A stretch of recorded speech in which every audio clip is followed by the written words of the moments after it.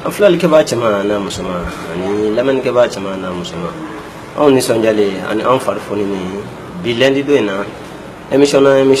ne abisigi lendo lendi Hamawiya TV sanfɛ n'an b'a wele Fiqhu Tarika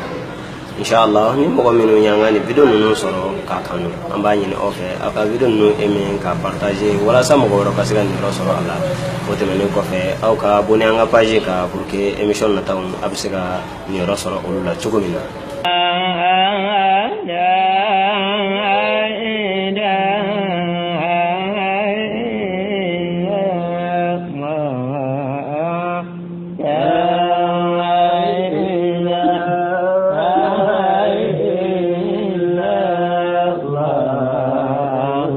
Assalamu alaikum wa rahmatullahi ta'ala wa barakatuh. Alhamdulillah rabbil alamin. Ambe obela jere fo ni al-islamiyya fo kan sanuma no de assalamu alaikum wa rahmatullahi ta'ala wa barakatuh. Balmake balma musu awni aw denge ani balmake ko sanu bali Hamawiya TV ka.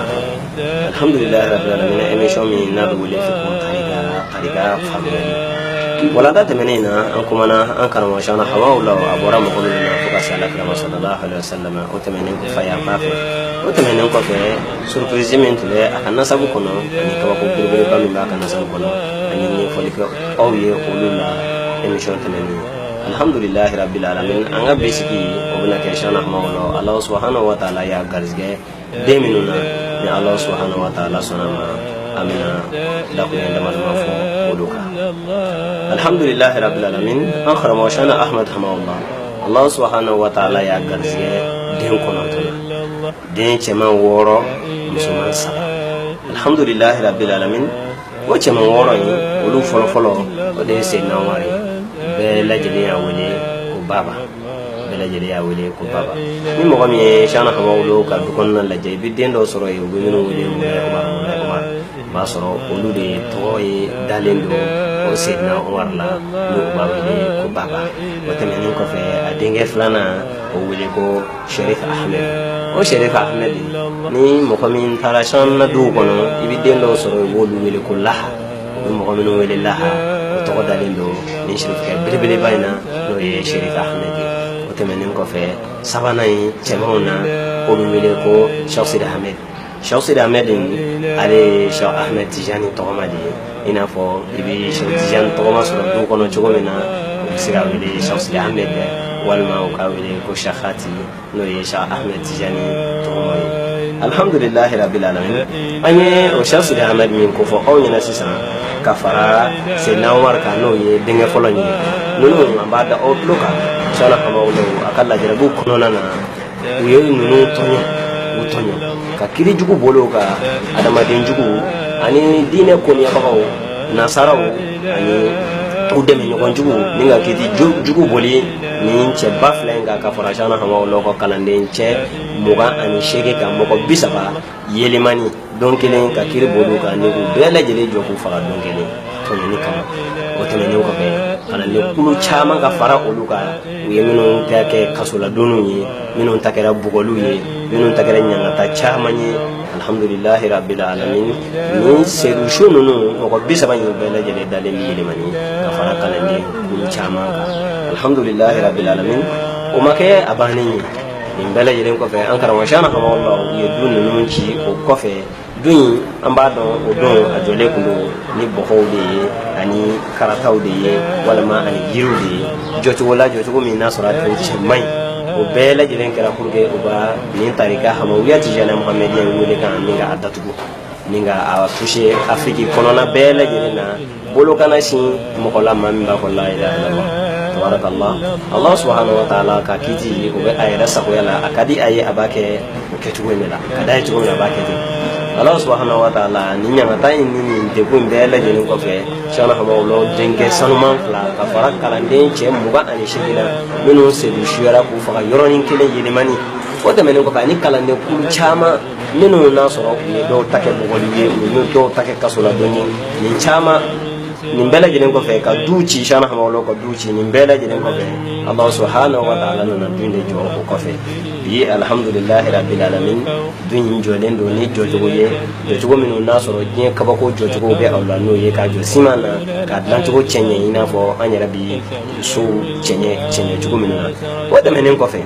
zawiya nunu ya nyini ku datugo ya wele ka nyini ka tariga wele ka datugo no la ilaha illallah foni Allah subhanahu wa ta'ala ka dailali o fa boyana kadi an karama shana hama ulama ni la jarabin bela jenen ko fe zawiya u dailala an fe mali kono fo ante se ka jate ka ban Burkina zawiya fo uti se ka jate ka ban Côte d'Ivoire zawiya fo uti se ka jate ka ban Mauritanie zawiya fo uti se ka jate ka ban Sénégal zawiya fo uti se ka jate ka ban Sierra Leone Liberia wa Guinea wa Ghana Niger wa Nigeria Paris Congo Gabon Sin Europe jamano chama kafara Asie jamano chama ka alhamdulillah zawiya jorani bela jelena an karama shana hama lo ka kalando ni kan bo be ni golo ni bela jeleka zikri be ka dai fasira be ka foye ala kira sallallahu alaihi wasallam abika tanuni bela jelena karama shana hama lo kala jarabin bela jelena na wolo nunu ndila o temenen ko fe ame sey kana anga mawdu kono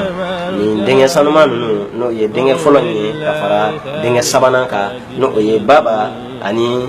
Cheikh Ahmed minu naso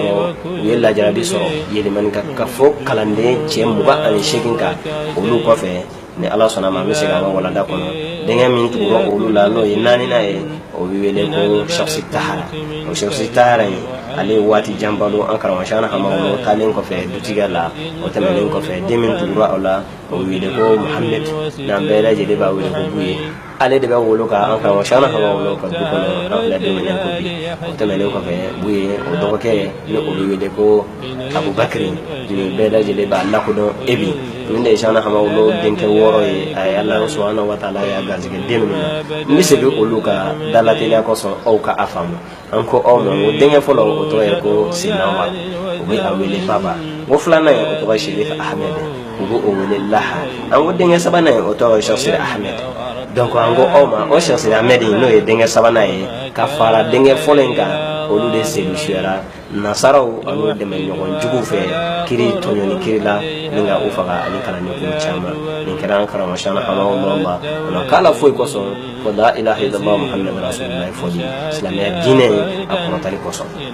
alhamdulillah rabbil alamin ango ko fe dengen nani nay o wele la ko Cheikh Tahara o Cheikh Tahara ko fe dengen dulu nay o yanfa muhammad shana hama Allah min bi dutigala bi nyoron kono ko fe dengen worona e o wele abubakar ni bela jele ba don ko ebi ni de dinga wi ala ya an karama shana hama lo garjiga minuna o temenen ko fe amina nyefori ke awye de muso Allah subhanahu wa ta'ala ya an karama shana hama lo garjiga de muso minuna o de muso sabaya olu folo bo wele ko Fatimatu do ya wele ko Fatimatu do ba wele ko tutu o temenen ko fe min tugura ola o Zainab de muso la flana o be awle wele ko no temenen ko fe sabanambi ula no o wele Aminatu do ba wele ko Aminatu alhamdulillah rabbil alamin balma ken balma musu ninde tuye an ga bisili ka nyefori ke aw ye da ko koruna an kan shana hawa Allah subhanahu wa ta'ala ya garjide demina ka nyefori koruni ke aw ye o ka an ba fo o bela jele nyana ni ko fe aw nga mawdu no ni aw ya so mo ya tv sanfe aka eme ninga partager ko ke mo ko ro se ni rasul ala chomina o temenen ko ba ka bona page ka pour que émission na tan am siga ni rasul ko la chomina ni ngali wala ma hakla be min bulu aka oluti aw ma kuma tan ya Allah subhanahu wa ta'ala jabi munu no ya aw ni aw kan ni ngalu ba amina wala ni ka ola ama fa ma assalamu alaikum wa rahmatullahi ta'ala wa barakatuh ni bela jele tuma ko fa mbali ma amba da o blog ta fo anga tenendo emission ni Allah subhanahu wa ta'ala sonama o bana boli an karama shana hawa Allah ayi yudu so chodi no oye anga wonu ke belebele kutubu belebele no bulu ko Cheikh Muhammad Baghdadi bun Abdullah ale sera ka bo tunisi chodi ninga shana ma no nyini koroni klebe ni bani ani kenya ka bela jele fe ninga senyor kan yudu shan hawa ma chugumina ni Allah sonama sidila be amina kuma oye